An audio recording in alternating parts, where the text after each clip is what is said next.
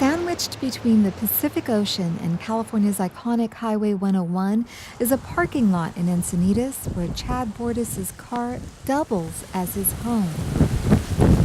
It's 3:30 a.m. The rain is pounding down amid a furious wind, and Bordis has awakened.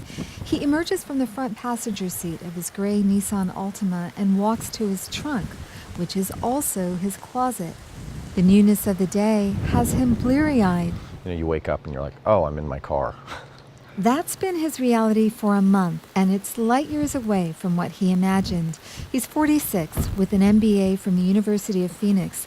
He uses the day's early moments to vanquish despair. One of the things I think of is hopefully that some of the jobs that I've applied for, start calling me back, or, that I get some feedback on my resume or something along those lines. Until then, Bordis drives Uber and Lyft and works a third part-time job selling cars online. All right, another day in paradise. By 3:45 a.m., he's off to work. Got to fill up for the day. First, he stops for gas, and then he checks Uber and Lyft ride requests for longer trips. I'm looking for the longer rides, the 45-minute plus, just because I like to do 2 of those in the morning, because it kind of starts me off with about $70 or $80 in the morning right off the bat. At 4:30 a.m., he gets a hit. I just got a ping. It looks like a 45-minute plus. He's off to pick up a couple in the northern tip of San Diego County to take them to the airport. He makes $40. Afterwards, Bordis heads to a gym where he showers and changes. By 7:30 a.m., he's out the door to start his next job selling cars online, but he's already tired. It's very, very exhausting. There are times during the day when, I'll just turn the apps off if I'm not working at my other job, and I'll just, try to catch a 15-minute nap. That shift ends at 3 p.m., and it's back to driving for Uber and Lyft. I just want to make it comfortable for them.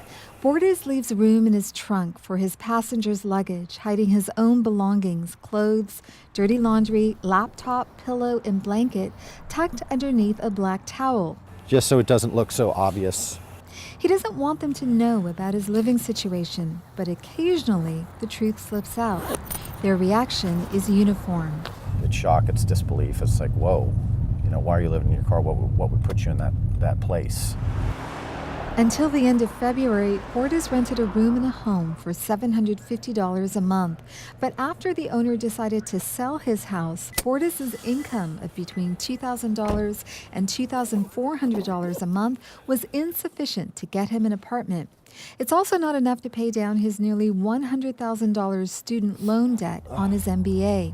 So in March, he started living in his car. He says he sneaks in time during the day to search for sales and marketing jobs.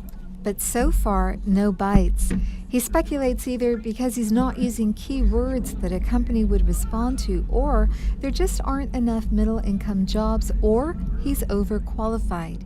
He says he feels emotionally ragged. There's times that I just get really emotional and I start crying. I get really sad, and one of the things I think about is like, oh yeah, my parents would be real proud of me. 46, living in his car, and my parents had bigger dreams. My dad never went to college, neither. My mom didn't go to college either. He says he recharges by thinking about people who clawed their way out of worse circumstances and rose to great heights, people like businessmen Chris Gardner and Steve Jobs. And there is fire in his eyes when I ask him what he would say to California's politicians. How do we get here? How do we get to a point where we devalue human life? To where, it's okay if we step over homeless people, or, if you're sleeping in your car, it doesn't matter. Life's tough, get over it. Why aren't there more houses being built for lower income families? And what are they doing about, the job? Like, what kind of job creation are they doing here? So what are we doing to bring more jobs in? After another 2-hour driving shift at 8:30 p.m., Bordis prepares to spend another night in his car. His fatigue has left him cynical about how the state's politicians might answer his list of questions. They don't care. Honestly, they just don't care. Amita, Sharma, KPBS News.